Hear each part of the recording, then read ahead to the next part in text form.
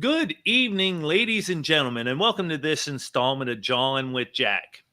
I am the Jack you're looking for. With me tonight is my goblin brother from another mother, the OGGM. Now, Thank you. Now, OGGM, he's a content creator of his own. He's got a YouTube channel. We interact all the time on X.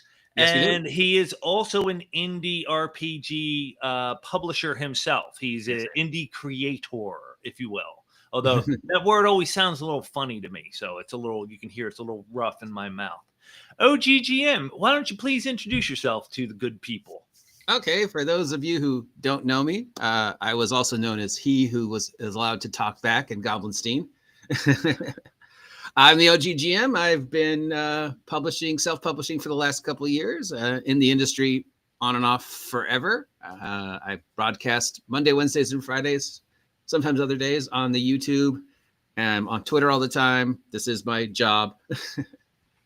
Mainly I write stuff for Shadow Dark. And before that, I worked with Red Room on the Wretched line. And before that, I worked with some other companies under my real name, including, well, you guys know. If you've been to my channel, you know the stuff that I do. Excellent. And let's highlight here, our friend Joel is here to say hi to us both. Hi, Joel. Good to see you. And now, there's a couple questions I usually try to ask every guest as my disorganized mind allows me. And the first one is, how did you get started originally in this wonderful hobby? How did I start playing? Yeah, how'd you get into RPGs? What was your first one? My secret origin is completely backwards to most other people's because I started with the figures. A long time ago when I was a little OG, in the Glendale Galleria, there was a little I can still picture this store to this day. It was on the right, on the left-hand side as you got out of the parking lot, was a little kiosk, and it just had shelves. And all the shelves were like the little pewter figures and the little 25 millimeter military stuff, Napoleonics, and a couple of the earliest D&D figures. And I would, every time we went to the Glendale Galleria, I would just like stay in that store. I was so fascinated with these little these toys. So one day I asked the owner, "What's this all for?" And he's like, "Oh, this is for this game that just came out called Dungeons and Dragons. Have you heard of it?" And I was like, "I think so." He's like, "Yeah, it's all for D&D. You should check it out." So, 7-year-old me, I'm like, "Dear Santa, bring me Dungeons and Dragons." So not to date yourself, but was this circa mid-70s, early 70s? 1977, 1978. Wow. Okay, And, so you've been at it. I still believed in Santa. I still do believe in Santa. And sure enough, there it was under the Christmas tree, the white box, and that's how I started. I mean, I like everybody who first got it, I had no idea what it was. I fumbled through for a couple of years until I met other players. But yeah, that's my secret origin. Yeah, very few board games had an example of play in there. Those sections proved to be very important to a youngin' like me at the time. Yes, that example and play sections are desperately needed, guys. Put those in all your games. That is true. I mean, in a way, I even think that's what logs of like people who document their solo gaming and stuff like that. A lot of that is very similar. Example of play. This is how you do this. Yeah. I digress, though. Now, have you been involved in role-playing games that whole time, all those years? I mean, what do you mean by involved? Like playing, running? Yeah, actually creating content. I didn't start creating content till the late. Yeah, that's what I mean. Just involved with the hobby itself, role-playing games in general. I mean, you've been playing and running. Yeah, I mean, I played with myself. That sounds wrong. And my brother. And then when we moved to the San Fernando Valley, I started running into other creative types. And that's when I really started playing was, and then during the late 70s, all through the 90s, all anybody played was superheroes. So there was hardly any D&D going on. That's funny that overlaps with my time playing Champions. So yeah, so we were playing Villains and Vigilantes. We were playing Champions. We were playing Marvel. Like occasionally we'd play D&D. There was this place called the Los Angeles Science Fiction and Fantasy Society. And one Sunday a month, they had open gaming. And that's where we played D&D. That's where I met Dave Hargrave. Okay. and then, went to college. That's all you did with college. Let's play D&D, because I went to college up north. So, and then that's when I really started publishing started with GURPS. Wow. And so your pedigree in publishing even goes that quite a distance back. You've been doing this quite a while. Yeah. I don't think my name's in the credits anymore, but GURPS Supers would have been my first product that I worked on. Wow. So what are your credentials include over the years? Play testing and writing, GURPS Supers, GURPS Time Travel, GURPS Martial Arts, which was huge. That was like 6 months of research. GURPS Black Ops, GURPS Cyberpunk, GURPS Horror, a lot of GURPS articles that I wrote for Pyramid and the game mechanic. So about 2 or 3 years of writing and playtesting GURPS, and then ran into Mike Poundsmith, fell in love with Cyberpunk, and I was like, dude, I want to write stuff for Cyberpunk. So I started doing some writing for Cyberpunk, and then I was like, let's make a superhero system. Let's make a superhero system. Let's make a superhero system. And that led to who remembers Champions of the New Millennium. Champions of the New Millennium, which was the attempt to do a superhero system using interlock. A lot of that was me. And that led to Fusion. A lot of Fusion was me. And that led to a system called Silhouette. And a lot of that was me. And then I stopped for a while because, I was playing D&D again. And then I was working for the studio system. And I was writing poetry. And I was like, well, I don't really want to do gaming anymore. Anything I could write's already been done. I'd rather write scripts,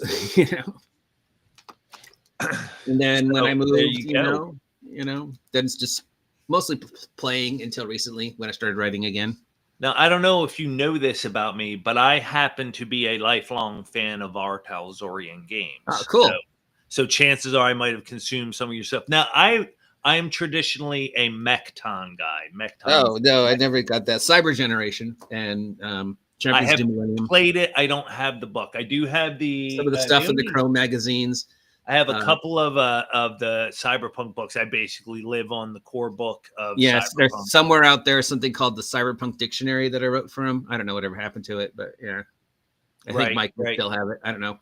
No, and it's an amazing testament to Mike that he can keep the company afloat in all the ups and downs the industry has experienced. The guy was the first to grab the Cyberpunk. He was ahead of his time. Yeah. And it's amazing the degree to which that has blown up and entered the zeitgeist. It's the video games, computer games, and of course it has, just like any good role-playing game, it has its roots in a form of fiction, doesn't it? It's which personally I'm not very well educated on myself. I don't know that I've really. Oh, the cyberpunk fiction. Oh yeah, Neuromancer, Count Zero, Hardwired, Wetwired, Overdrawn at the Memory Banks. Right. So that's where I've loved playing Cyberpunk. I'm not much of a game master for it because I don't understand the underlying tropes that well.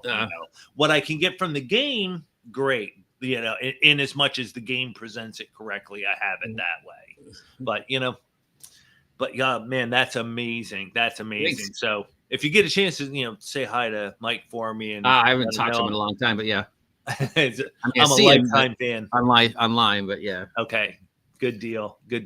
Now, coming up to modern days, I am familiar with some of your more modern works, digital ones, PDF, stuff like that. Let's talk a little bit about those. Okay. I know I was doing some stuff, and then I reached out to Miguel and Sylvia, and that's probably what most people are familiar with me is Wretched, and then Wretched moved on to my own stuff that I've been doing for the last 2 years. But what really, I was doing stuff before, mostly play testing and writing stuff. But I think for the current generation for the last 5-6 years, it was the stuff I did with Miguel and Sylvia for the Red Room. And then we parted ways. Great stuff, those guys. And then, I've been doing my own stuff or stuff with Giant Slayer Games, or I did some stuff with Grim Jim for a bit. So yeah, that's probably leads us up today. About a year ago, I jumped on the Shadow Dark bandwagon. Mm-hmm. No shame. No people shame. claim I'm simping for her, but I was like, I've known Kelsey for 5 years. So right. I remember when she sold me her little teeny DM screen, and thought that was great that she sold one. And now look at her. That's fantastic. So yeah. And that led to the stuff that I'm working on now. The most recent stuff, Vigilantes for Shadow Dark, the first and only superhero role-playing game for Shadow Dark so far. And of course, our shared crowning glory, the Goblin stuff. So I'm the first guy to have you on to talk about this stuff, huh? So I'm really getting the scoop here. Yeah. Now, let's talk about Shadow Dark Vigilantes. Why Shadow Dark? Is it just you wanted to bandwagon that thing, or did you have a vision? I think I have been very honest about the fact that I was riding Kelsey's coattails. From day one, I have admitted I will sell out. If somebody wants to sponsor me, it's like, dude, this is my job. I'm in this for money. So yeah, that was the first thing. Second is I challenged myself to see if I can hack any system into supers. Okay. That's just my mindset is always supers first, fantasy second, space third. I don't know why.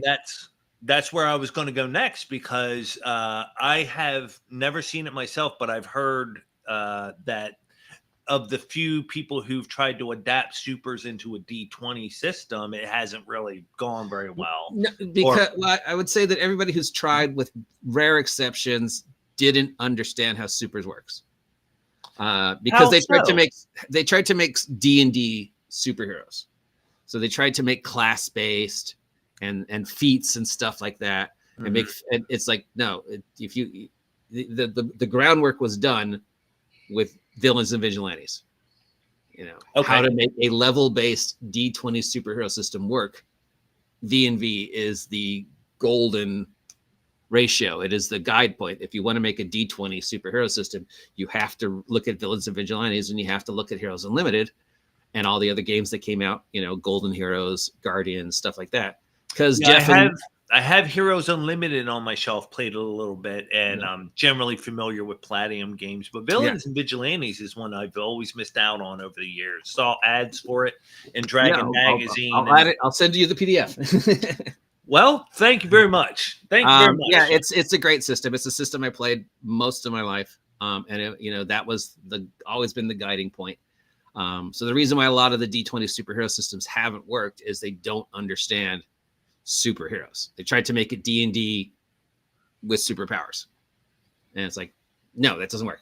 There is no, what works is, what they did.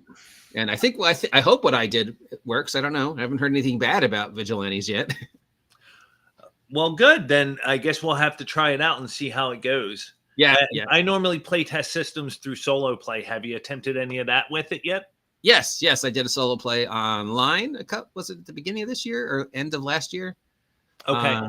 I'd have to find it again. But yeah, I did a solo play of it with a character called Eclipse. That I randomly rolled, and we played through for like 3 episodes. Excellent. So that's your way. That's great, because people have an online sort of example of play. Yeah, and when I start play testing the new one, I'll probably do some solo and then probably actually do some lives. Now, is it currently, it's one book? Do you have plans on expanding it? Right now I'm working on expanding Vigilantes for Shadow Dark into a full-on 4-color called Superpowers for Shadow Dark. Got it. And that'll include everything that's in Vigilantes, but expanded upon it. It's going to include right now 2 other words, 2 other worlds.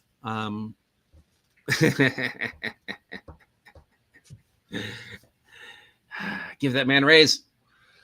So yeah, it's still in its infant forms, but yeah, the goal is to be the superhero guy for Shadow Dark.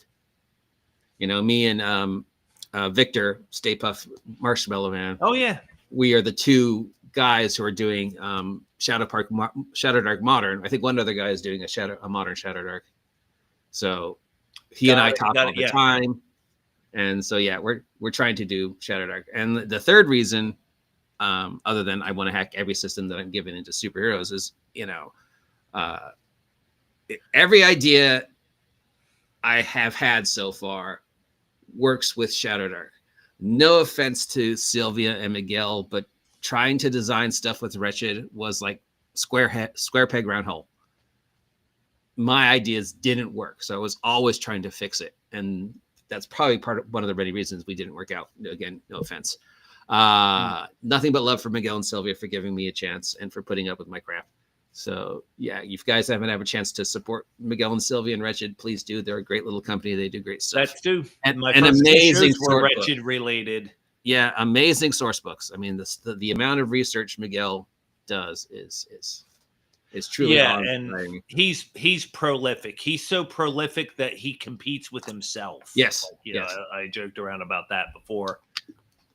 So every idea I've had has worked so far with Shadowdark, and that's rare. On the what about some other YouTubers that like Black Lodge Games in particular? They're big fans of the BRP basic roleplay system, that percentile system. Okay, I've seen it. Yeah.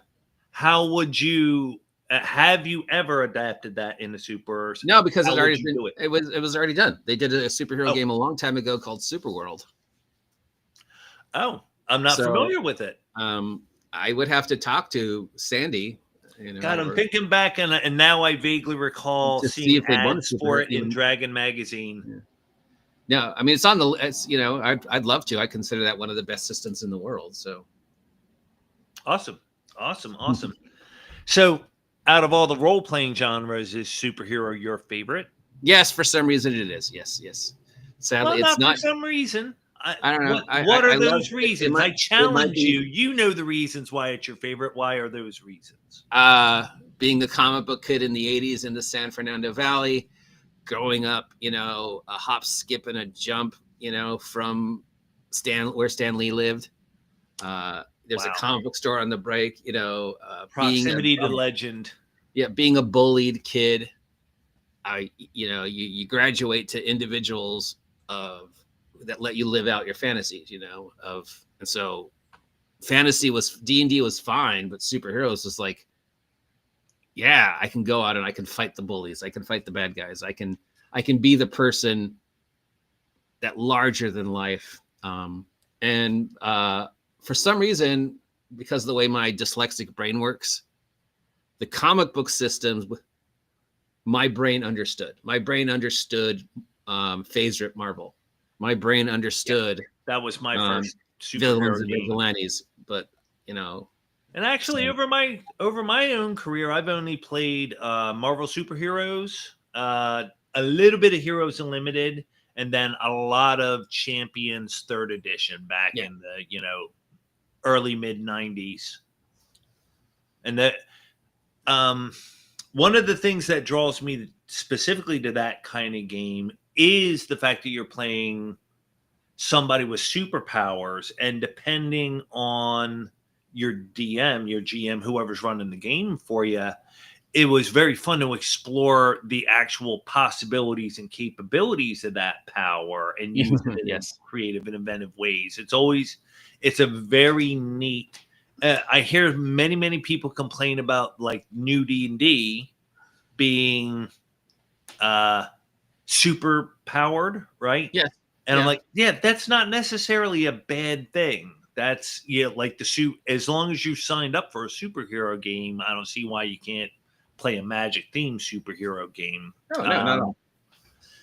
And I found that Marvel is the game I've returned to in my later years, more recent years, simply because it's so simple, but yet so flexible. And yes, Phase-Rip is still the only system that I know of that did what they did, and that is words instead of numbers. Yes. Because it was written by comic book people, you didn't have an 18, you didn't have a 20, you had a remarkable, you had an unearthly, you had an amazing, which are the same words they used in the comic books. You know, he's the amazing Spider-Man. He's not the straight 18 Spider-Man. And that's why Phase-Rip works, because it was a living, breathing comic book. I had an amazing strength, you know? Yes, it really does simulate comics well. It definitely falls into that range. And Man, I tell you that I've had so many good times with that but GMing for superheroes, because of that creativity and that weird ways that powers can interact, all that kind of stuff, presents its own kind of challenges that are way different than any sort of fantasy. Yeah. Wouldn't you agree? Yes, What do you think those challenges are? Like if somebody were sitting down to run their first superhero game in the system of your choice, what's the advice you would give them? As a DM, you want to be able to create a system, create a world where you can have the Justice League, where you could have the Avengers, and they work.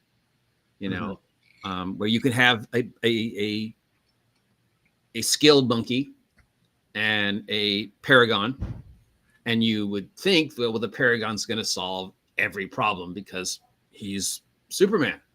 There's no need for the rest of the Justice League. But as we see time and time again with the Justice League, it's Batman brings his skills, and Wonder Woman brings her skills, and Aquaman brings his thing, and they all work together and they all complement each other. And that's one of the few things that V&V did really, really well was you had a clear board. You could have somebody who broke the system and made Maxima, which is the example iconic character that Jeff made to show how you could break V&V. But you could also have just like a guy with one or two powers, and the system balances them. So that's, the first thing is you don't want anybody to feel like that character totally overpowers my character. You have a broken system. I was able to make that guy was able to understand the system better and break the system, and I don't understand the system, so I just made my normal character, and now I feel like crap because I can't do anything. So you want to find a system and a style of play for superheroes where everybody feels like they're not only the star of their solo issue, but they're part of that team, and they all have their 15 seconds. They all have their Iron Man moment and their Captain America moment, and everybody gets their little theme song. You got Cap with the train and Infinity Wars, and the music swells, and everybody in the audience was like, yeah, it's Cap. Yeah. And I think you hit on a key thing right there, is that each person has a specific function in the team that they do the best, or they do differently than anybody else.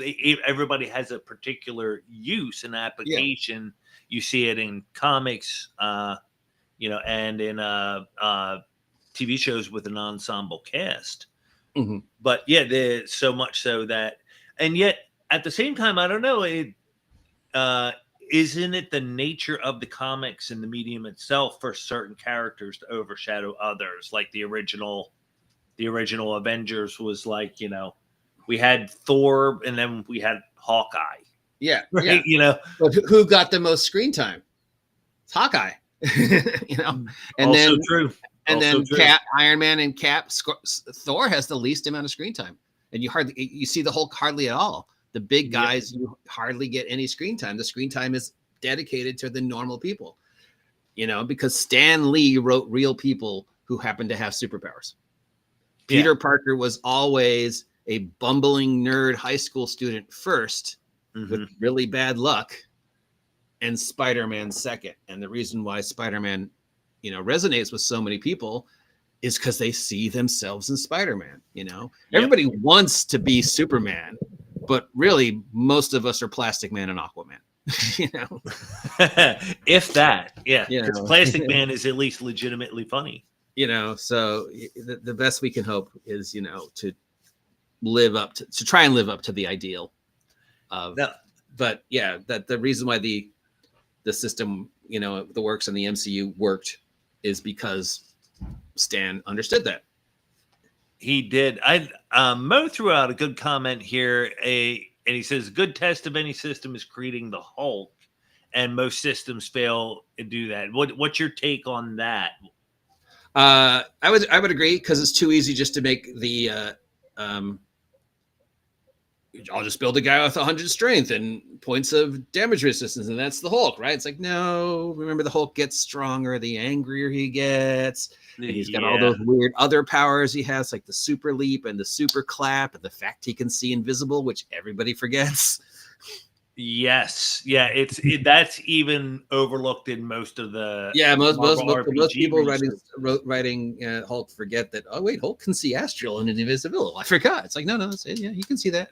Yeah, which is one of those weird things that they just decided to give him. Yeah, just give him a weird power at some point. Like that's why he rolled randomly. So yeah, I agree. I think somebody once said the test is, can you make Spider-Man in any superhero system? And make Spider-Man so that he could stand toe-to-toe with the Avengers, as well as stand toe-to-toe with, Paste Pot Pete. So that's why I because you want a character who can do the street level stuff, which Spider-Man does, and also do the Avengers level stuff, which we get back to the teamwork and why certain systems do that better. That's a tall order, because Spider-Man is just about the only character that fits that particular mold. Well, Batman too, but actually. So now my thing is I'm collected much more Marvel comics of it rather than DC. Yeah. I arbitrarily decided when I was a kid, well, I'm going to go for Marvel instead of DC because I only have so much money as a kid. I only got so much allowance, so I only want to. Wait, what do we got here? Oh, hey, where'd that come from? Hey, look at that. It's 26 minutes. It's time for me to start selling my chef. Yeah, it's hard. I don't think there's a perfect superhero system. Every system's going to be flawed, and every system you're going to find a way to break. There's not a system you can't. GURPS, champions, Burton's and masterminds. I'm sure if I could find ways to break my system. You have to understand comic books. You have to love comic books. Sadly, superhero role-playing games are not as popular. They've never been extremely popular. They've always been a niche within a niche, but they've had, waves and swells. And there's a lot of games out there that I'm competing with. And none of us are doing great. The only thing I have going for me is I chose Shadow Dark. Right. Well, and everybody's doing the best that they can out there. And what are you doing to market and promote this stuff? Besides coming on and talk to you? Yeah. I promote this almost most important thing is to come and talk to me naturally. Yeah. So that's a given, Faded denim. Jean Grey. JJ. Poor Jean Grey. I talk about it on my blog every day. I post every day. I do my little 15-second shorts every day about the different characters. I always mention the sale. I'm always posting on the Shadow Dark websites as much as I'm allowed to. I've got my Substack where I post a character every day. So I'm doing the best I can. I mean, obviously there's probably things that I don't know I could be doing. So, I wish I was on more streams, but that's always a struggle. And, and when it comes to streams and stuff like that, there are so many. There are just so many, there's more content than I can consume. I can't keep up with all the people I want to keep up with even, But let's get back to talking about this, which since you brought it up, how would you design the Hulk in Vigilantes for Shadow Dark? Vigilantes, well, I wouldn't, because that's not what that specific game was designed to do. Vigilantes for Shadow Dark was designed for a very specific genre, vis-a-vis the vigilante. Shadow Dark is a very, dark, grim, low power system. It isn't really built to do the Hulk. It's built to do dirty, grungy. So Vigilantes for Shadow Dark, which was converting wretched vigilantes, this is very much Frank Miller, Watchmen, Original Justice Society, the Shadow, Phantom, characters like that. The cool, it's noir, it's 1980s, it's dirty, grim streets. It's this really corrupt, broken world with all the superheroes turned into villains. When we were originally talking about it, me and Miguel, the idea was there were superheroes in the 80s. Here I get smart, but they broke. They couldn't handle the power, they couldn't handle the responsibility. There we go. Here's some of the characters. So heroes are today's. Yeah, heroes. So they're all these broken, shattered, alcoholic, and then a new group of superheroes comes in, but they turn evil. And so the original idea when we were originally, was basically the Watchmen. Who's going to stand up to these 1990, 2000 superheroes? Well, all that's left is the old characters from the 80s. So it was originally, here you're going to play the characters from the first comic book, and they're all fucked up. Excuse my language. And you've got to go against these other characters who are the new superheroes. These 1990 type characters.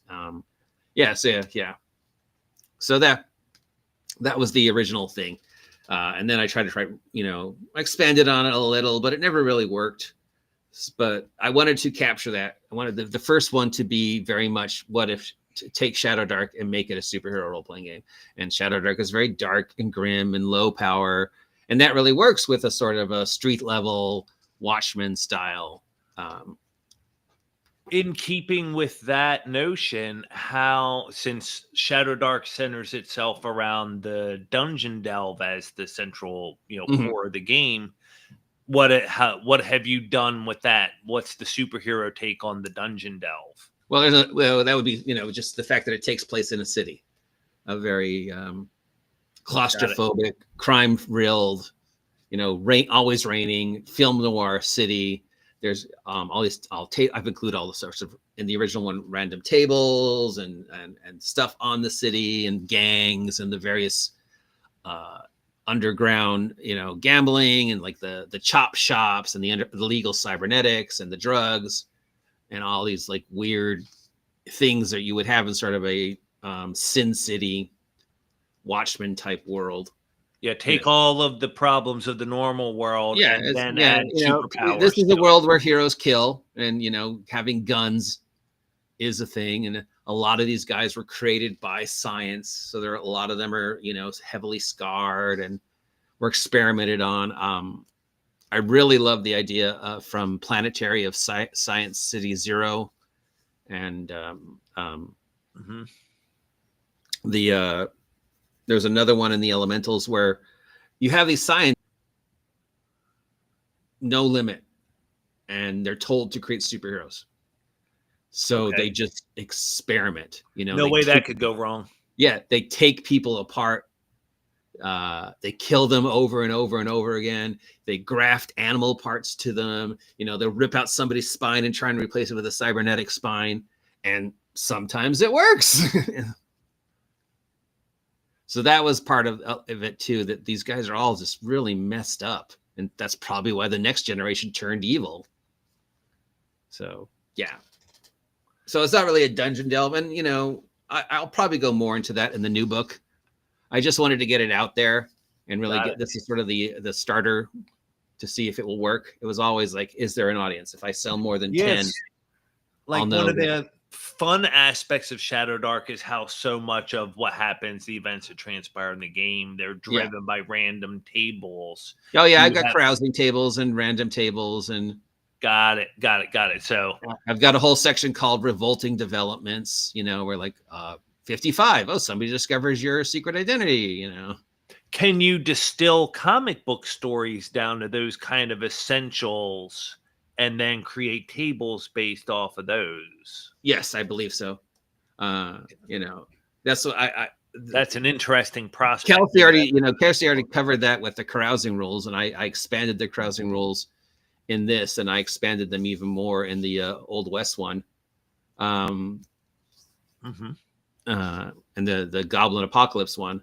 Because there are a lot of comic books which is just a whole episode dedicated to 30 pages of carousing. I spend this entire episode, this entire issue, trying to convince people that I'm not Superman, or I have to get, or that what there's Justice League Unlimited. One of the best episodes of Justice League Unlimited is the one where the Flash is trying to get a Christmas toy to a kid, and all the things that get in his way, and then he's got to go talk to the Ultra Humanite to fix the Christmas toy, and he finally delivers the Christmas toy, and there's no combat, it's just the Flash trying to do something nice on Christmas. Right. And yet it's one of the best. It's one of the best, yeah. So now over the years, I think it came out around 98. Were you exposed to Aberrant, the White Wolf superhero role-playing game? Yeah. I had it. Yeah. Okay. I thought, White Wolf, oh my God, if they made a superhero role-playing game, it'd be the best superhero role-playing game ever. Right. Well, the thing, like most World of Darkness stuff, I like the default setting they included the best, and that's so I really wasn't impressed by the system. It looks like they really just tore the guts out of Champions or the hero system and then used those powers, crammed it into the cram that square peg into the round hole that is the storyteller system, and said done, send it to the print. But I rather liked the world and many of the themes that you were expressing, talking about making these more complex characters who are susceptible to darkness and grappling with the power corrupts. Because in the traditional comics, we very rarely see a crossing of the lines. But except in the 90s, the crossing of the lines was, every comic book, Punisher. Wild, Well, but that's the thing is like, we're never going to see them take Captain America and turn him into a villain for good. Like, he's never going to be corrupted by his power. For some reason, that's anathema to the character, right? But we all know a normal person is going to be a lot more like, Homelander from The Boys. They're going to be, they were raised in a lab and more or less tortured their entire lives. And now, is it any wonder they're a bit tweaked? So what are the fundamentals of comic books? You are targeting the vigilante genre, more of a low-powered super thing. Yeah. Do you have guidelines for particular time periods? The art itself looks very classic and old school, like from the 40s. Thank you. Mm-hmm. It's the 1980s and 1990s, or a nebulous, timeless version of the 1980s and the 1990s, the city that the campaign that Vigilantes takes place in. I can dig it. It's just one more reason that the characters don't age normally. Well, I explained that. Because that was one of the many things that Miguel and I were back, and then I continued with this was, if it's all this shared world, how come everything that's handling in one city doesn't affect the rest of the wretched world, And when I switched it over to this, I was like, I haven't designed the rest of the superhero world yet, but I'm assuming there is maybe. And Kelsey provided me with the door, just like Miguel did with the door, that there is this nebulous energy source called the Shadow Dark. It is the source of everything that happens in Shadow Dark, is this nebulous primordial Shadow Dark. So to convert it to superheroes, what if by doing all these experiments to create supers, they sort of take the city and it's now in the Shadow Dark. So nobody ever ages. You can't really ever leave. Nobody can ever really come in to help, because you'd think supervillains, where's the National Guard?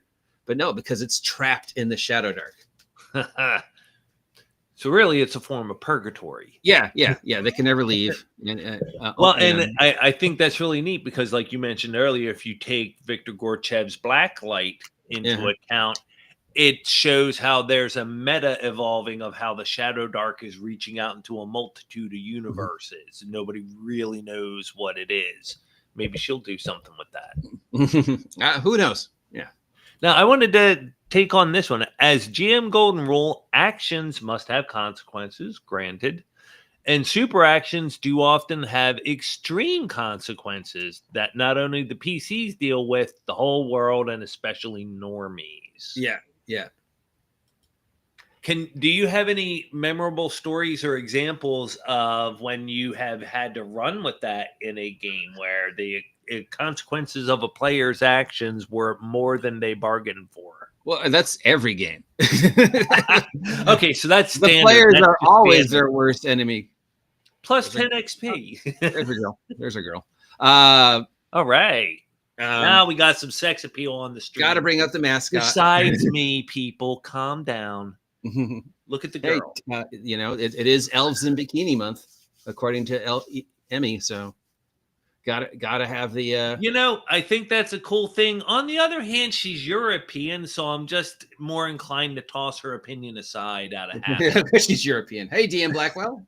Weird. DM Blackwell. Just saw a video about you. Hello, sir. Glad to have you here. Look at the pretty girl with the blonde hair. Pink hair, please. Copyright. What did I say? You said blonde. Oh goodness. Pardon me. I'm starstruck because Dan Blackwell is. Oh yeah, man. He's like. I'm trying to keep my cool and failing. Tales of Hogwarts. Now, so in running superheroes, have I had stuff where they ended up being their own worst enemies? Yes, I'm sure everybody's heard my story that I tell every year from my D&D game, Roger and the Fireball. Just as recently in my last game, they're always their own worst enemies, which is part of the brilliance of the hobby. Yes. Is if you're really good at what you're doing or even mediocre at what you're doing, you have to do very little work because they're going to do the work for you. So yeah, what he's talking about, in the consequences is like, there's a great line by one of my favorite Marvel characters, Benjamin J. Grin, the ever-loving Thing, who, it's the issue opens with him, it's right after some major mega battle, and he's looking across New York and he says, who's going to clean up this mess? Huh. And very rarely do comic books cover, Superman, magically everything's put back. Invincible does a great job in the comic book of showing, but Superman flies through 23 different buildings, and there's all these explosions, but the very next day the city's fine. Godzilla stomps through Tokyo. The very next day the city's fine. I've just always assumed it's nanites, or magic. Just the city just repairs itself. It's just there's just this, there's a thing I talk about in the game, comic book physics. I'd love to be part of that, DM Blackwell. Please reach out to me. Superheroes are my blast. And Dropship sounds super promising. I have to catch up on some of the stuff, but I'm really interested. Yeah, I wanted to. Yeah, I just heard some stuff. Yeah, cool. Another superhero game. I'd love to work for somebody else so I don't have to do any more work. That's my dream. You do all the hard stuff. I'll do the research and the world design. But I as an introvert, it's really hard for me to get my stuff out there, and deal with the anxiety and all the other stuff. But I can understand. I do have a brief section in there on who's going to clean up this mess in Vigilantes, where it talks about, how does the city always repair itself, or how is it that nobody ever notices?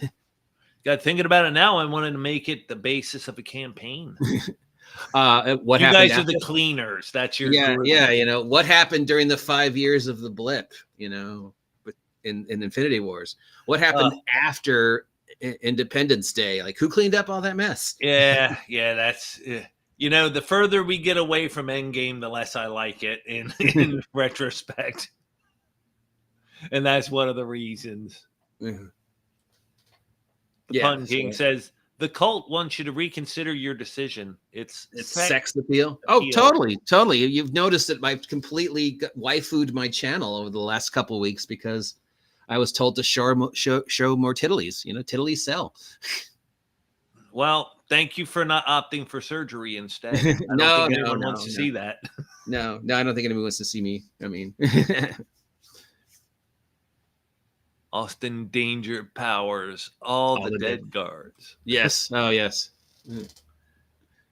So, what's Tales of the Pog Wars that we're looking at here now? Yeah, this one's more closer to home for you and our previous encounter with the Gobstein.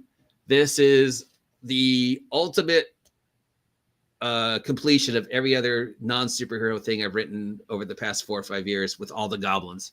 This is post-apocalyptic Weird West.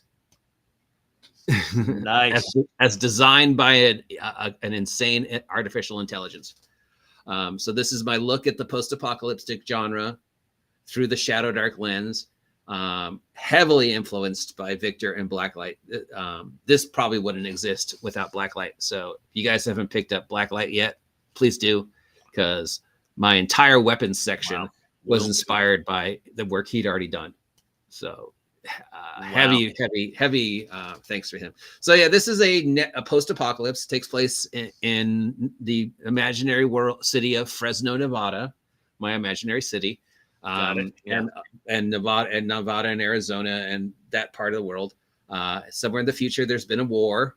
And I list all the possible wars, and then I list the example war. Really, it's just how to run post-apocalypse with Shadow Dark, but then I also present a sample world that you could play in, and it's right. And it's goblins, as you can see. It's post-apocalypse. It's Weird West, because I just thought post-apocalypse Weird West would just be so much fun. And you know, what is the mythology of America? What's the first thing you see when you go into Nevada, Arizona, Texas, New Mexico? You see the Old West, you know? Right. Route 66 is all these, you know, Old West and roadside attractions. So this is a Old West roadside attraction, post-apocalyptics, where there's goblins. You can play humans, you can play space elves. The elves are basically all people that hid in the Grand Canyon during the apocalypse and became mutated to become elves and stuff like that. So I've got all these cultures. I've created this whole little world. I love this little goblin here. That's Deadeye Aaron. That's Deadeye Aaron. He's a goblin so mean, even his shadow's afraid of him. He once shot a man just for being there. So people go, why goblins? And I go, because, well, the art. Because goblins. I got all this great art, and you know, it's goblins. They fit.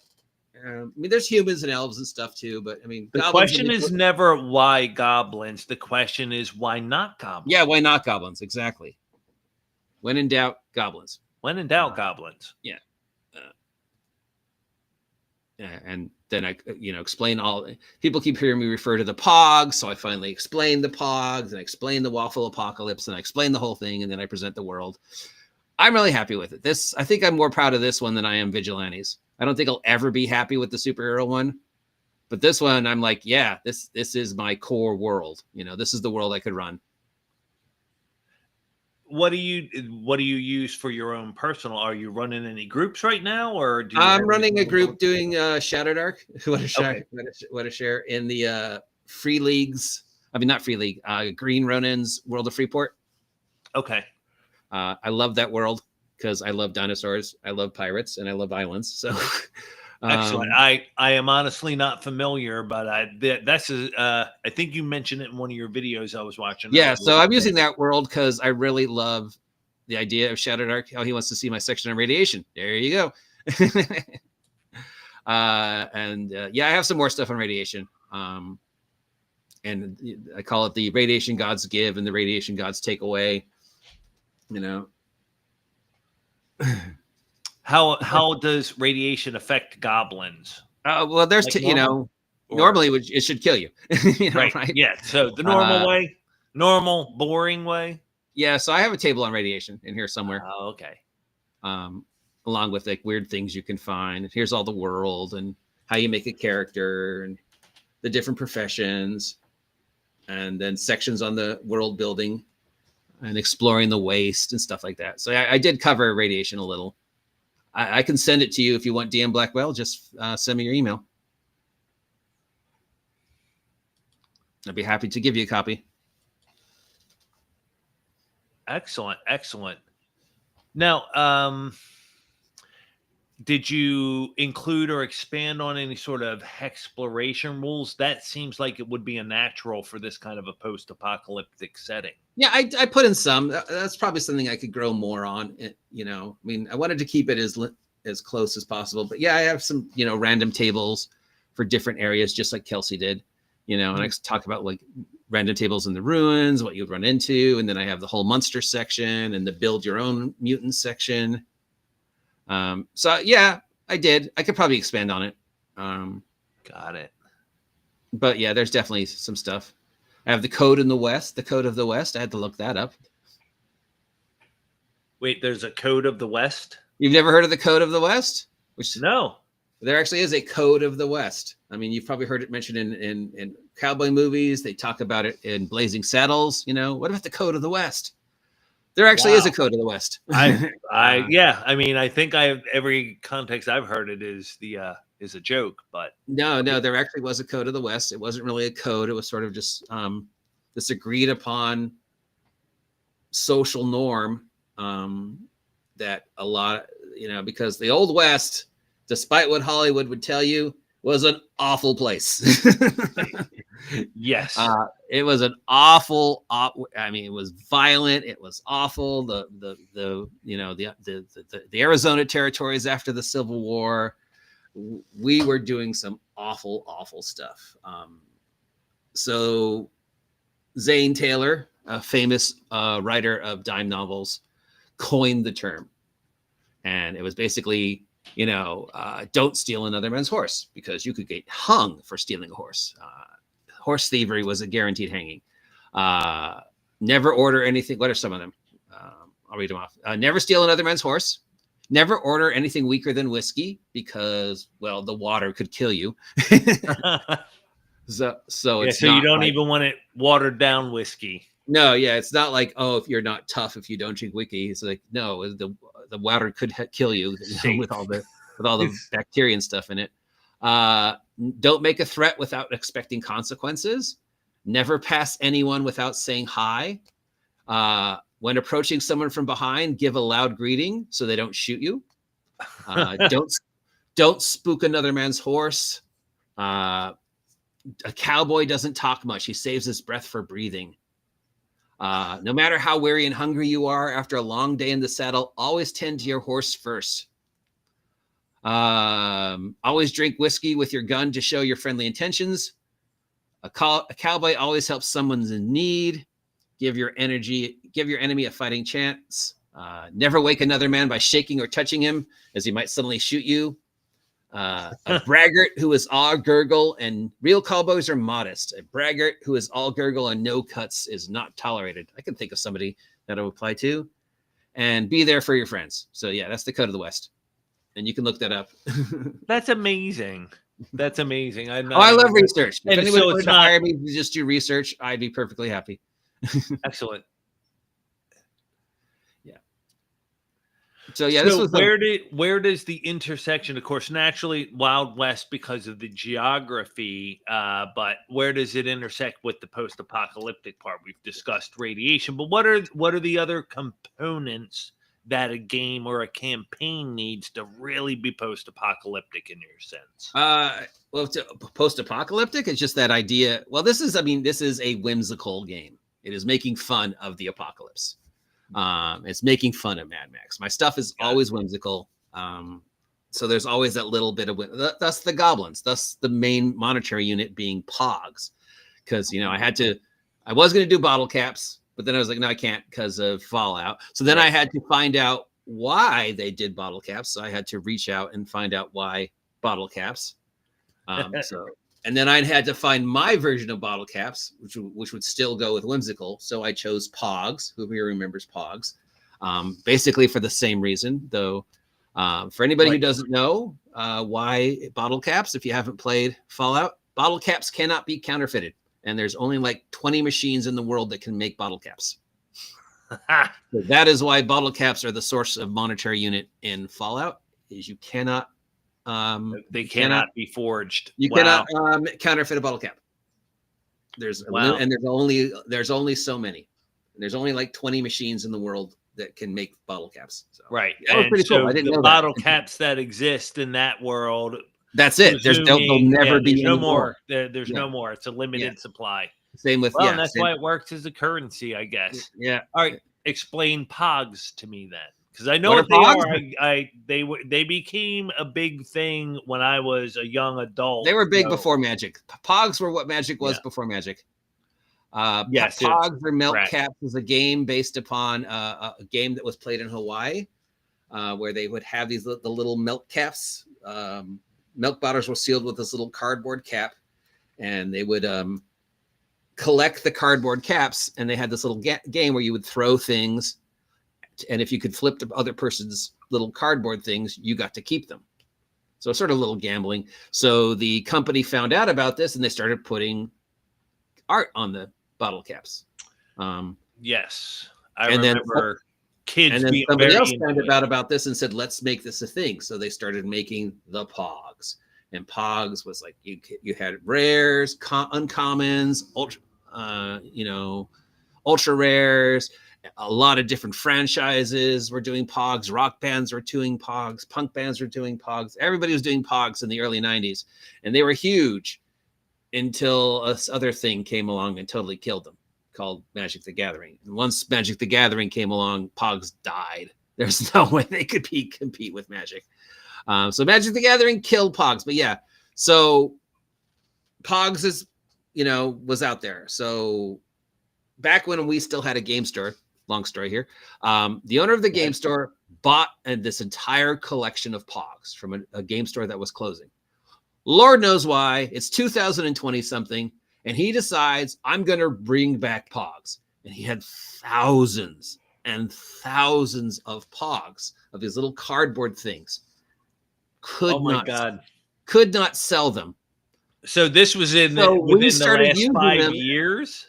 This was what? This was in the last 5 years this happened? Because I've read the Goblin Waffle. The store closed in 2021. And he bought the Pogs maybe 2017, 2018. A gigantic, basically like one of those gigantic, there was hundreds of thousands. There was enough Pogs that we were able to cover somebody's entire car in Pogs. And that's how the Pog War started, is we were using Pogs to, because there's so many, we were using them on the battle map for figures. We were using them to show if somebody had a thing. And then we were using them as bookmarks. And then inevitably, when somebody would throw a Pog at somebody else, or somebody would leave a Pog in somebody else's food or on top of somebody else's soda, and then they were like in somebody's, and it just kind of grew into this Pogs thing. Everywhere. Eventually, everybody had Pogs. You have a shorter version of that story in the Goblin Waffle Apocalypse. Yes. And the way you wrote it, it sounded like this happened years ago. No, this was recently. He thought he was going to bring back Pogs. That makes the story didn't so much sell better. Didn't sell a one, and soon they were all over the store because there's just these gigantic, cardboard boxes filled with these little things, and people would pick them up and they would just roll, or people would just grab them out of the box and use them to, on the thing. And then one night, somebody pissed off somebody else, so we buried his car in Pogs as revenge, and that's how the Pog War started. And then it just went on and on, where somebody would sneak a handful of Pogs into my backpack when I wasn't looking, and then I would sneak a handful of Pogs into the refrigerator, and it just grew out of proportions as a bunch of adult men and women with a unlimited supply of small cardboard circles could. And then he closed the store, unfortunately, 2021. But yeah, so the Pogs stuck around in my brain, and it was always like my version of bottle caps when I was running post-apocalypse was going to be pogs. And people would bring the handful of the pogs to the table and go, can I buy it for 25 pogs, or whatever. So much like Benny's in Deadlands, we had pogs. So when I started writing this, I knew I had to bring the pogs back. I had to make them my universal source of income. And the pogs... Did the research indicate that there are only so many Pog machines and no more can be made? And I might have mentioned that, yeah. You'll have to buy it to find out. Tease. Available now on drive-thru for $12. Now, this is a particularly appealing picture to me.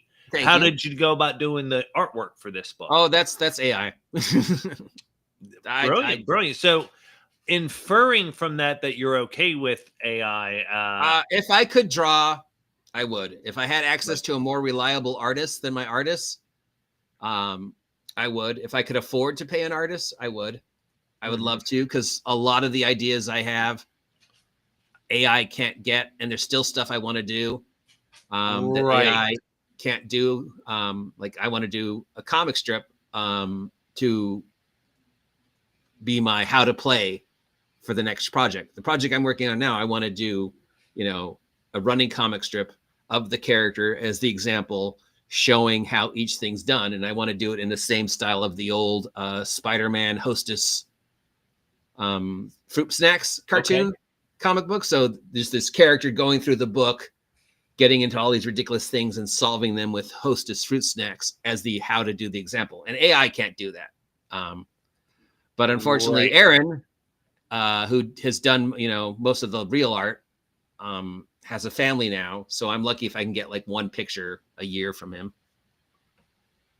So unfortunately, it's AI. Until I can afford, when I kickstart the next thing, part of the kickstart will be art.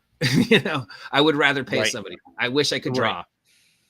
Well, I can understand that position being in it, and that's why I'm not real strong. I'm a dirty fence sitter on the AI art issue. I definitely prefer human art. Whenever possible. Yeah, but I also understand that there's a lot of good business-based economic reasons, like myself at the moment, I can write something and put it up on drive-thru RPG or something like that. But if I need artists, and depending on the price I pay, you could spend more on the art than you're ever going to make from that RPG book, unless it's a runaway hit for some reason. Yeah. But there's certain things the AI can't do, like get hands right. Well, and he gets a shit for the same reason, but Miguel, like you mentioned with the Wretched books, he has a way of using AI art, but he does it in a way that maintains a very consistent theme.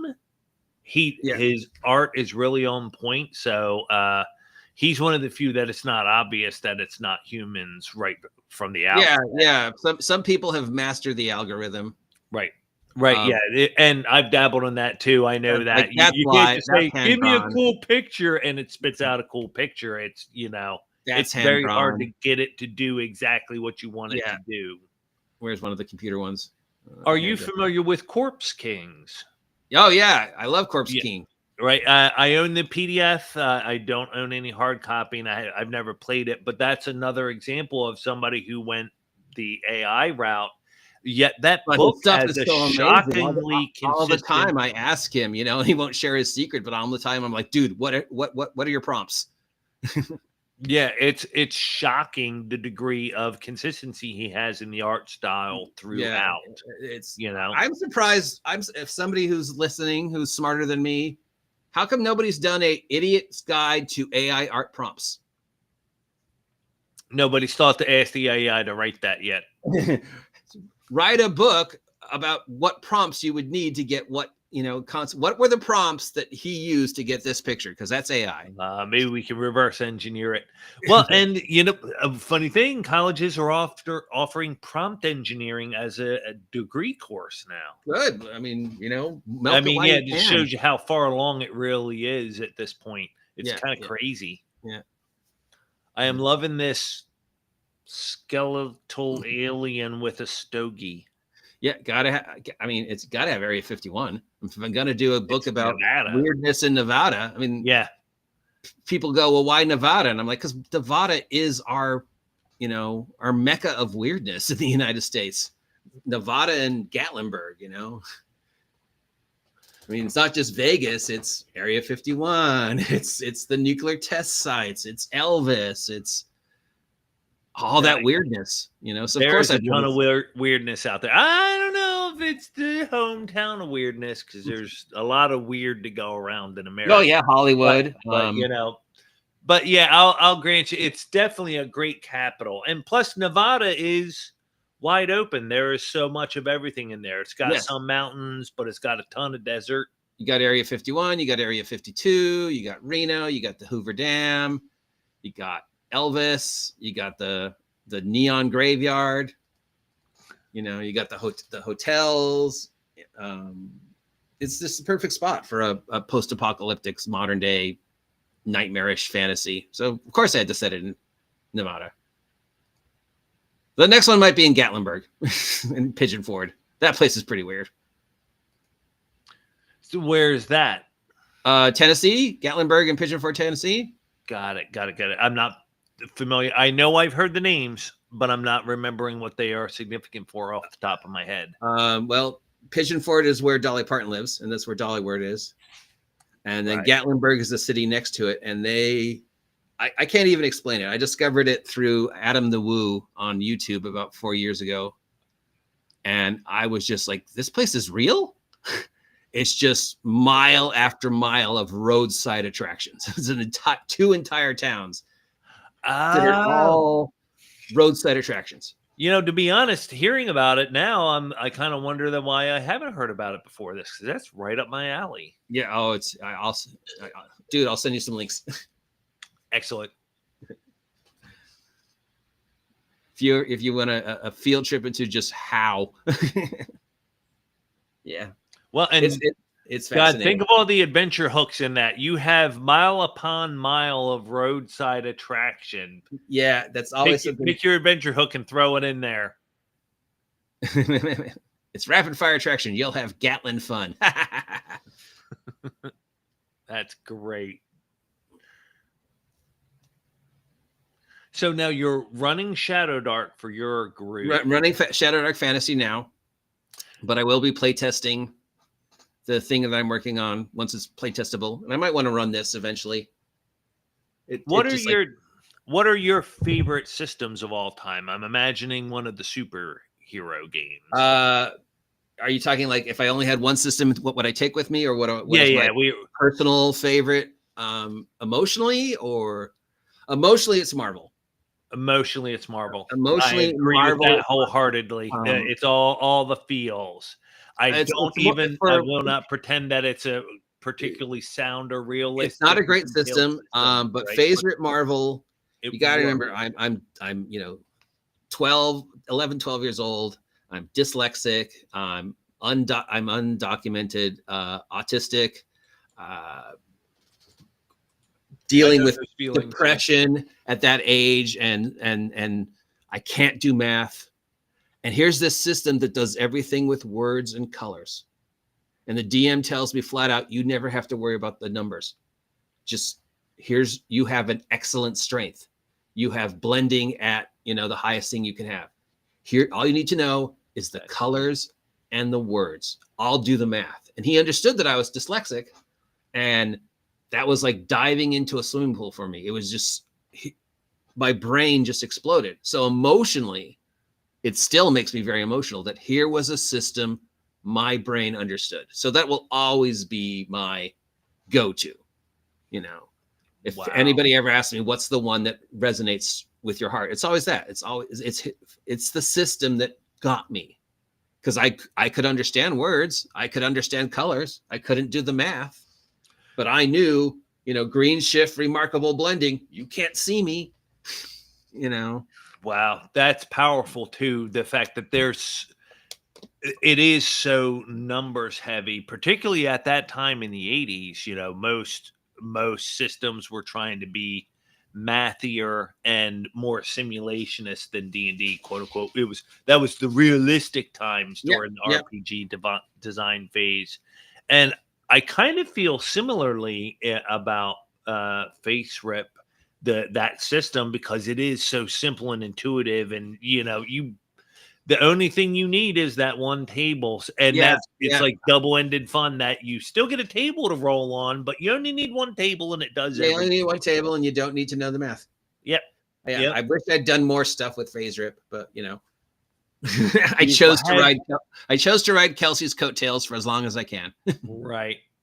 Well, no shame in that, like I said, because you got to follow where the market's going, and that's one of the balances of, on the one hand, because of your artistic integrity, you always want to be doing what you want to do. You want to be following your passion and interest. At the same time, what if no one shares your passion and interest? You have to, on some level, balance that with what's going to sell, especially if you have any aspirations of supporting yourself with this. You have to, make stuff that people are willing to spend money on. Yeah, spend money on my stuff. Nudge, nudge, wink, wink. Say no more, say no more, say no more. I got a cat to feed. And his name is Steve. Yep. And so now it sounded like you had two different answers kind of in the barrel there. You closest to there's like if you could only bring one system to you if you're trapped on a desert, okay.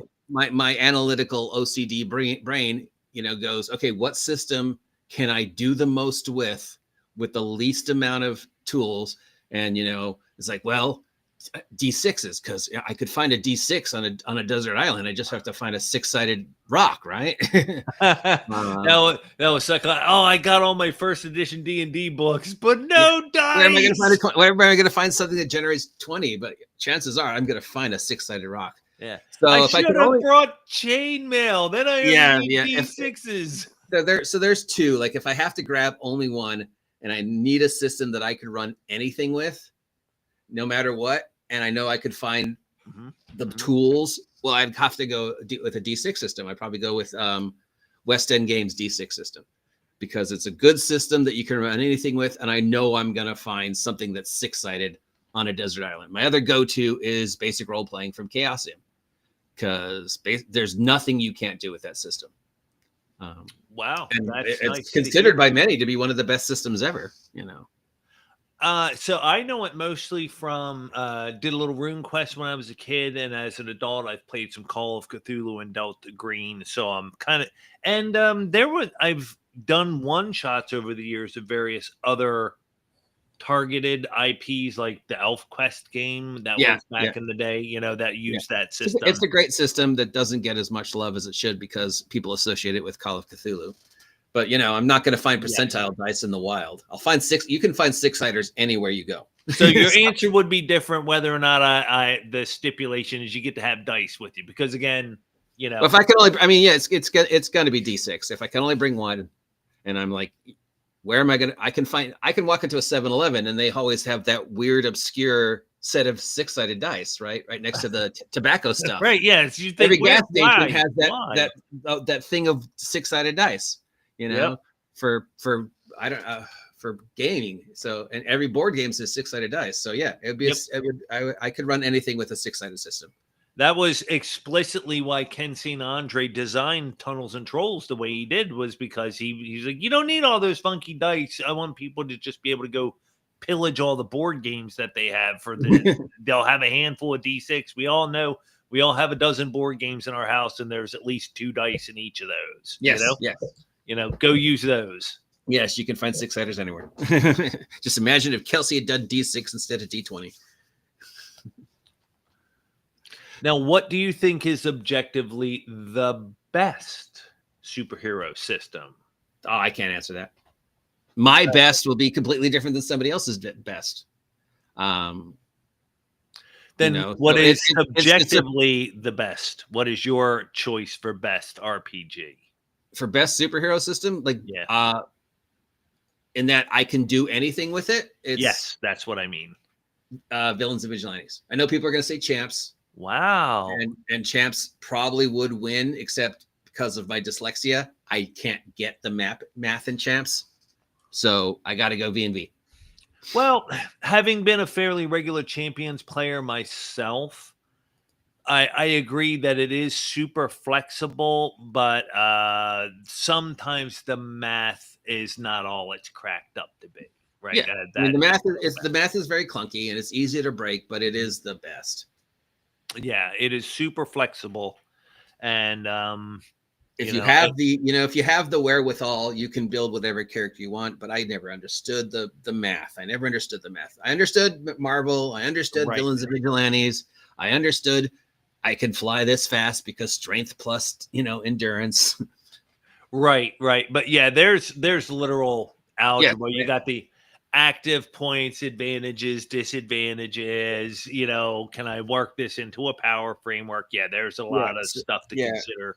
So I'm sure most people would say it's champions. I would say, at least from my point of view, it's V&V.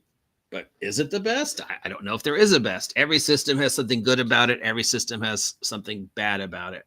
That's the truth. I mean, I've only ever seen 3 systems that I couldn't find anything redeemable. Well, and that, it's weird how that is at the core of the there's no wrong way to play debate that we so often see in our RPG space. And it's like, I think that's a very interesting conversation to be had, specifically because I agree with you in the big picture that, everything is subjective. What I say is the best game at, the one game I would take with me to a desert island could be different from somebody else. Yeah. So there is no like best game or worst game in that sense, but I don't think that it's entirely true that there's no wrong way to play. I definitely do think there are no matter what you're doing, there are ways you could improve your game. Yes, totally. There are things that there are things that certain habits that if you do them, they're going to lead to a bad game experience no matter what. Yes. Yeah. There's wrong people. There's wrong people. And yeah. Where does that line exist for you? Like when you're running a game, what are the metrics that you use to measure how good a system is? And how do you handle intersecting that with other players' tastes? I know there's many times like, in a D&D campaign, I don't like psionics. I didn't want it in the game, but I allowed it because one of the players really loves psionics and wants it in the game, right? Where do you find the balance in situations like that? Recently or more, I mean, I have a very... All of both. I have a very sarcastic response now. Yeah, I know. Me, I would never think that. Now, again, I talk to other people and 80% of the time they disagree with me. And I have to assume it's because of the environment that was my gaming childhood was unique. Because I talk about my experiences growing up in Southern California with the West Coast Grognard, Arduin, Gonzo style. And a lot of people find that very antithesis. That's not the way there are wrong ways to play OGGM. You're wrong. And, but the way I was like, as long as we're having fun and not hurting anybody, who cares? It's a game. But, over the years, people have argued with me and said that's a straw man argument. I've gotten a lot of hate from some people because of that. But at the end of the day, I still think it's a game. My main selling point has always been, dude, it's a silly game about goblins with sticks. Chill out. It's not important. It is an innately silly concept from day one. Idiots with sticks are defending the village from giants. and all they have are one spell.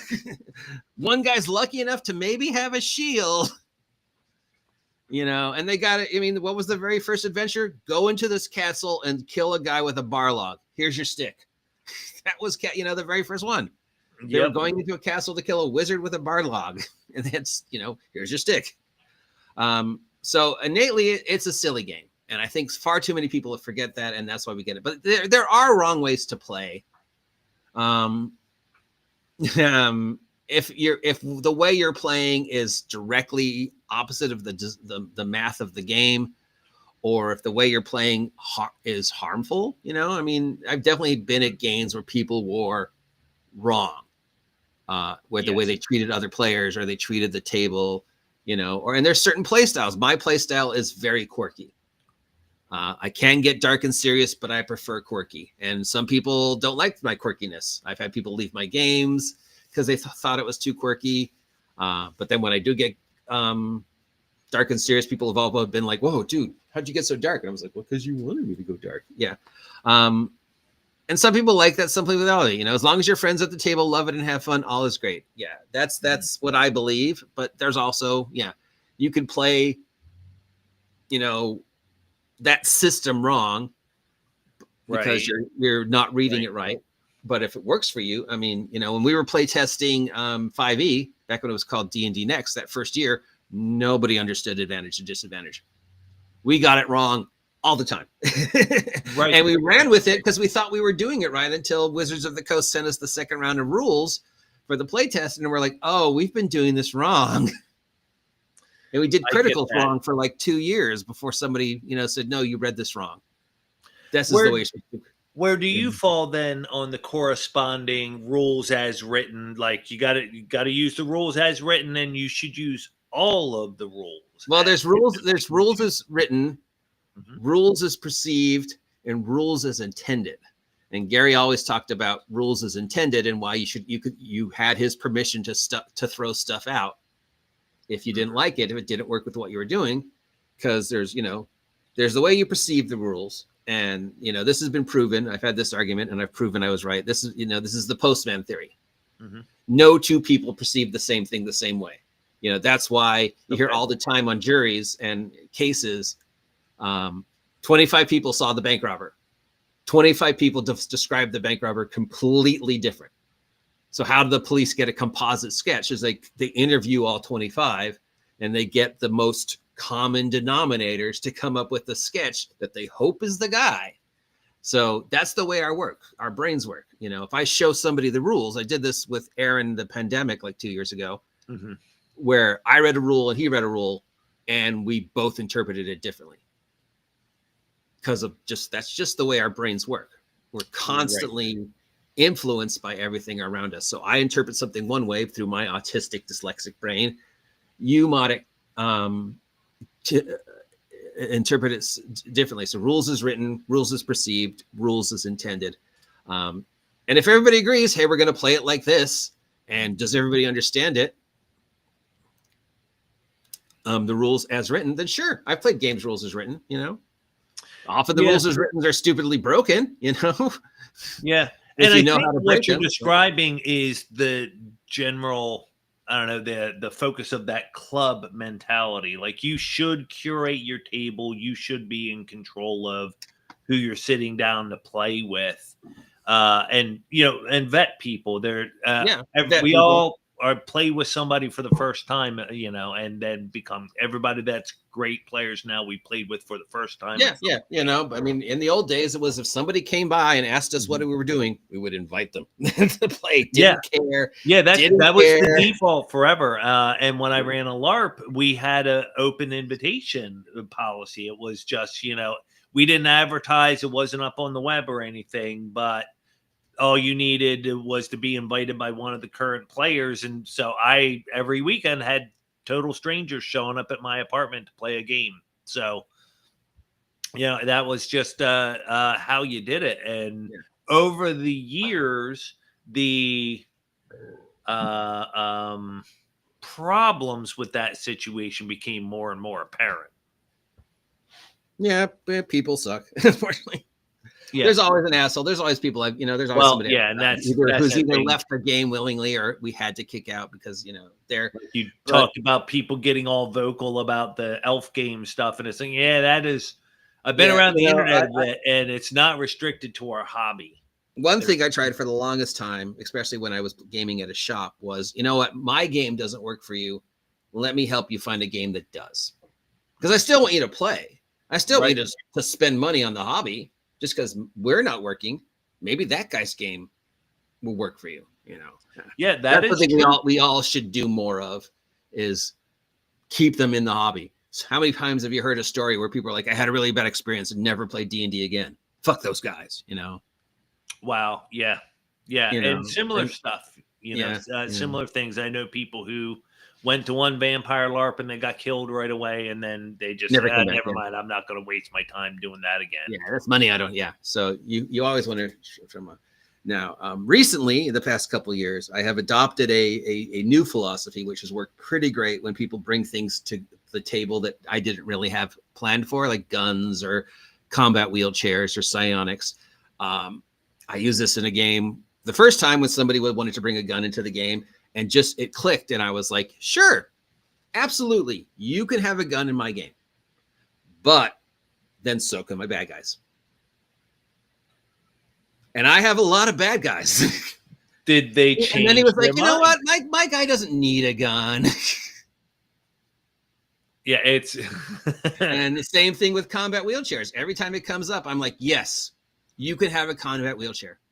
But then understand, my bad guys have a combat wheelchair. And I have this really great idea for a bunch of orcs motorcycle gang all on combat wheelchairs.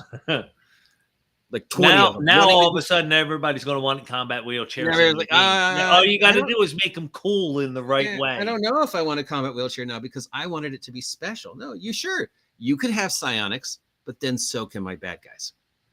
Oh, well, then no. I don't know if I want I don't want to be. Why not? A bunch of mind-reading orcs, it sounds fun. So, that usually 9 out of 10 times that works. It is sarcastic and silly, but sure. Why wouldn't they mass produce the combat wheelchair or the gun or the whatever? Well, yeah, I have a similar tactic. I just don't warn them. Which this works best in Vampire because players will find some weird combination of powers that allow them to find an exploit. And the second they do that, because I haven't spent enough time to figure them all out myself, but when a players would figure one out, I say, that's really cool that you did that. You know what? Those powers have been there and been operating that way for thousands of years. There are many, many vampires. You're not the first ones to figure this out. Older, more powerful vampires figured this out before you did. So whatever you're doing to break my game is going to show up on your doorstep now. Yeah, somebody else has it. Yeah. Somebody else has it. Somebody better than you. It's very, very gratifying when you inflict it on the kind of players that love breaking your game by finding an exploit and loophole in the rules, especially when they're not particularly well written rules like the Vampire LARP rules. Yes. But hopefully everybody who's in my game's having fun, so that's really all that matters.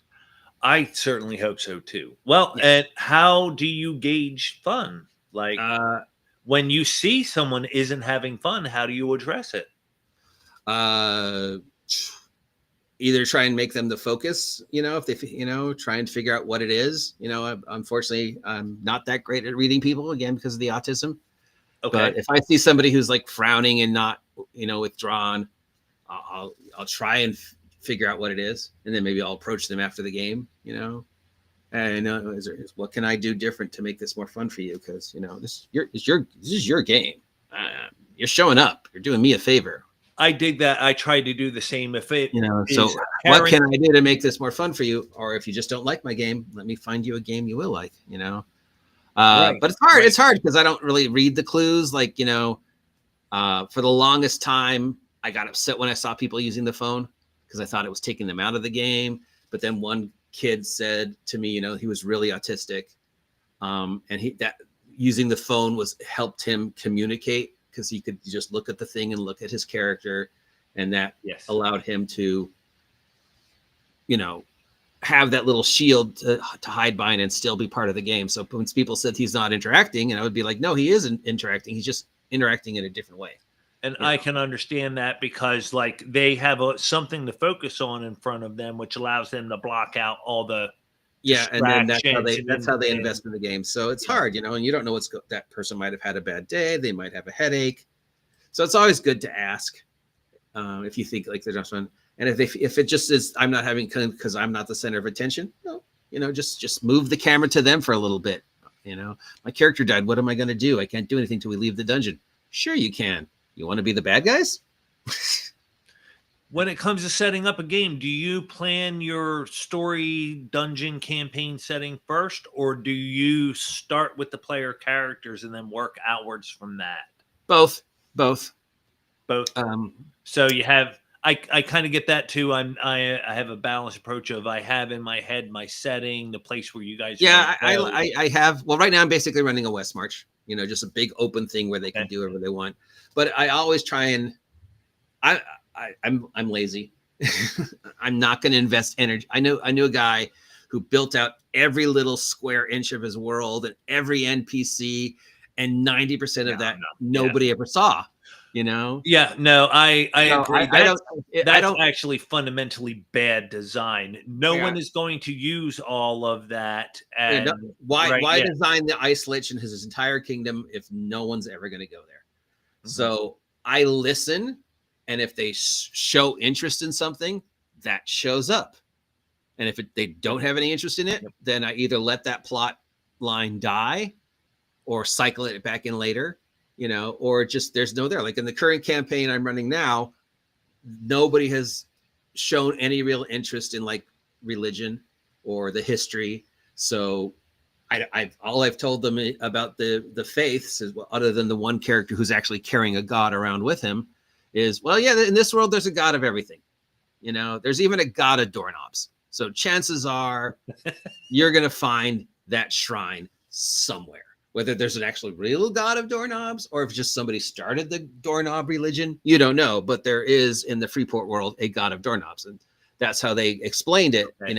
If people aren't interested in it, then you don't have to go there. But if somebody says, "Is there a god of doorknobs?" Yes, there is. If that's what you're interested in, I will put that in. I will put in a doorknob religion if that's what you think is your character's going to go to. And if they show no interest in it, no prep. Here's your world. There's a town. There's a big, gigantic place to go explore. Here's some people asking you to do things for them. Here's some things you can interact with. What do you want to do? What's your story? Good. Occasionally remind them, but you never want to railroading. You never want to railroad them too much. A lot of the beginning DM advice I give is don't fight them. Because the second you try and get them to do something they don't want to do, they will start rebelling against you because people don't like to be told what to do. Right. So they will unconsciously start rebelling against you, and that's how you lead to the table flip. I'm very opinionated on those myself. I try to give the players as much agency as is reasonable with them. Run with their ideas, because their idea might be better than whatever you had planned. To cycle back to the even beginning, if it's not, the players are going to think it is and go there anyway. They're just going to ignore your. They're invested in it. Their investment is always no. Get back here and play my carefully thought out narrative. No, I don't want to go there. Come on, you got to act out my novel. Here's your script. No, then I just be like, you know what? They're not interested in that storyline. I'll drop it for a couple. Maybe I'll mention it again in like 3-4 weeks, and if they still don't take it, I'll be just like, Yeah, so like a lot of times I'll use something like an inciting incident to try and bring them together. And so I don't know, it's railroady in the sense that all right, you found out there's a army of orcs on the other side of the hills there, and they're on their way here to burn the town down. What do you guys do? You can't, are you going to go out and meet them? Are you going to raise troops? Are you going to go by yourselves? Are you going to boogie to the next town and just give this up for lost? Who knows what the players will do? And that's the kind of stuff that I live for. It's all my favorite memories and stories of gaming come from situations where I laid out I'll just give them a way to get out and escape. You're going to stay and fight? What? You know, those kind of things. I love that. Yeah, I agree. Yeah. Hail the doorknob. See that we got our first convert. There we go. So make sure now you should add Mo to your campaign. They should run into a guy named Mo, who's a priest of getting alms. He's a priest of the doorknob god. I will gladly add you in, Mo. Good. So once your name shows up, Mo the doorknob priest. Mo of the doorknob. I'm writing it down. He will show up. Do you have any RPG genres that you just don't like? You don't care for them. You don't want to play in them. I'll give anything a chance once. I've played a lot of weird games over the years. Yes. A lot of weird one-shots. Yes. A lot of weird systems. I have obviously my favorites, but sure, if somebody comes to me and says, we're going to do this, and this is what, and I'll be like, okay, that sounds fun. Let's give it a try. I played Creeks and Crawdads, so I'm pretty open-minded. I'll try anything, just about anything. Just about anything. I'll play a game where I'm a mouse. I'll play a game where I'm, a crawdad. I'll play a game where I'm whatever. I don't care. I played a D&D game where I was a gelatinous cube. Oh, that's brilliant. And it's technically still going on. I'm in a game where I'm a couch, and I can only say one thing. It was a game that we made up where we were waiting for the other game to start, and this guy just came up. We were just spitballing, and it was like, okay, I think it was, we were mostly sort of, I guess, doing tune, Okay, but where objects can be characters, but it was you can pick any inanimate object. You can only say one thing, and our first goal was to try and all get together. So my character was a couch that somebody had thrown away, and I could only say one thing. So of course my one thing was free, because free couch. So I assumed if I said free enough, somebody would take me. So I'm playing role play, and that, as far as I know, that game is still technically going on, and my couch is still sitting waiting for somebody to take me. So yeah, for like 20 minutes, we were all like saying what our inanimate objects would do in under one word, free, and how many different ways you can say one word, like I am Groot, how many different ways could I say free? Could I say free pathetic enough that Hispanic gentleman would be RPG? Yeah. Well, what do I need to say to get him to put me in the back of his truck? Free. So yeah, I played a game where I was a couch. So yeah. There's nothing I won't play, at least once. There's basically, there's systems I'll never play again, but I'll give everything a chance. What are some of those examples and why? Huh? Super complicated. I'll say I've had bad experiences, but maybe I could give the system another chance if somebody explained it to me. There are some innately awful systems out there. Swords Path Glory, Chimera,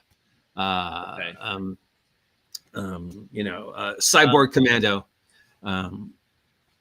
That's funny. Fatal, of course. Yeah, that's famous. Giant Lands. Yeah, Giant Lands. Just unplayable. I played Fate. What's it called? Fate once. The Fate game.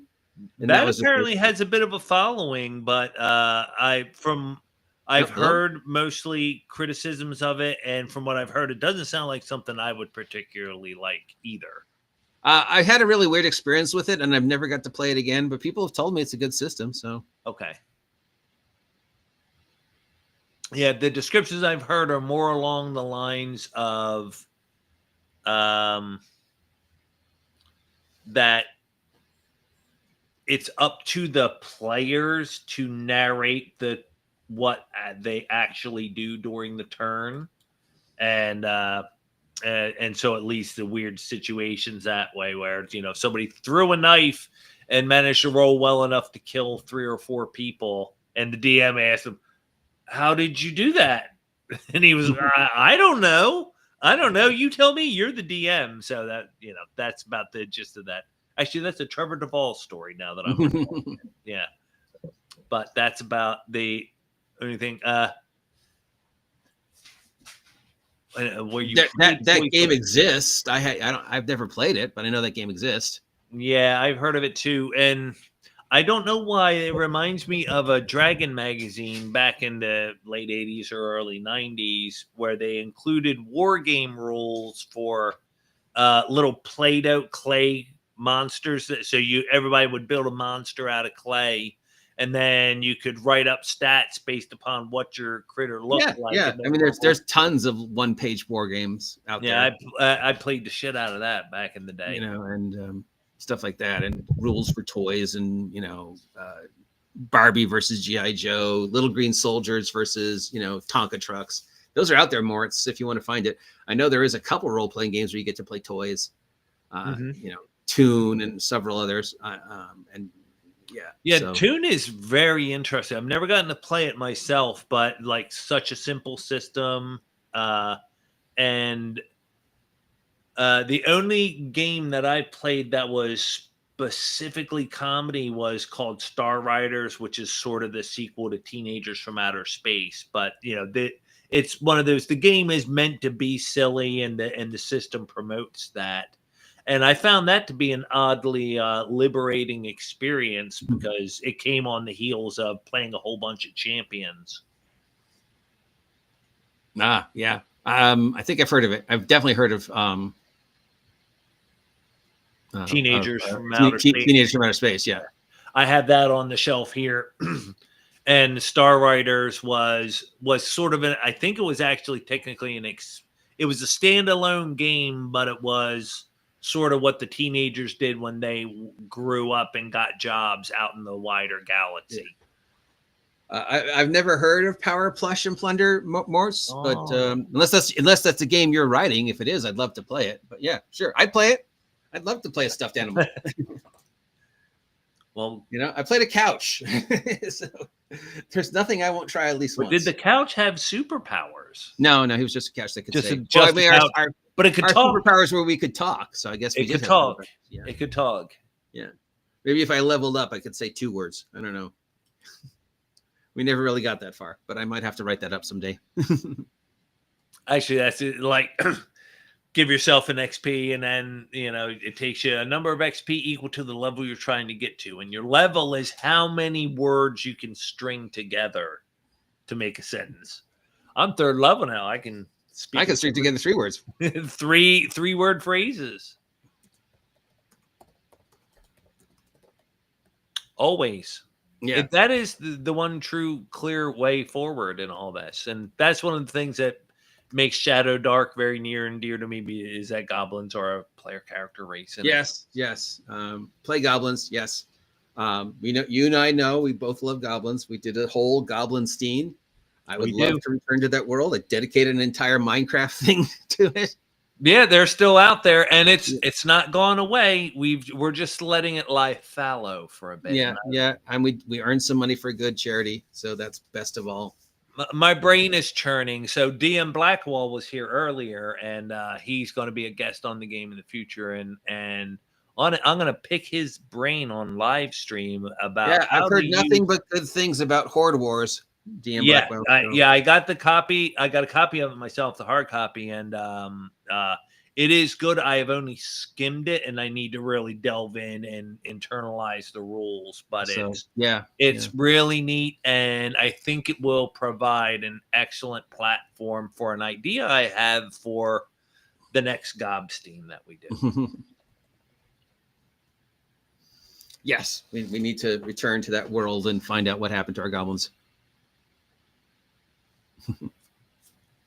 Yeah, and that's another thing. You've mentioned your brother before, and I haven't followed up on that, but and leveraging that charity thing, but figuring out a way. One of the ways, in retrospect, I feel that Gobstein fell through was that we didn't have a way to produce content that people could consume other than our individual and disparate posts about it. So one of the things to do moving forward with that, we need to have a central repository or something like that. Oh, very good. We're going to add to that theme. Mo says, tell us where to find your stuff. So what do you got there? My stuff can be found on TTRPG under my name, OGGM, or under the name of the product. The products are Vigilantes for Shadow Dark, the only superhero supplement for Shadow Dark, and Tales of the Pog Wars, my all-new Weird West goblin-centric atomic apocalypse nonsense for Shadow Dark. Those are the two biggies. My older stuff is up there too, including Goblin Space and my Goblin Fantasy, but these are the two I'm really pushing right now. So they can be found on Drive-Thru.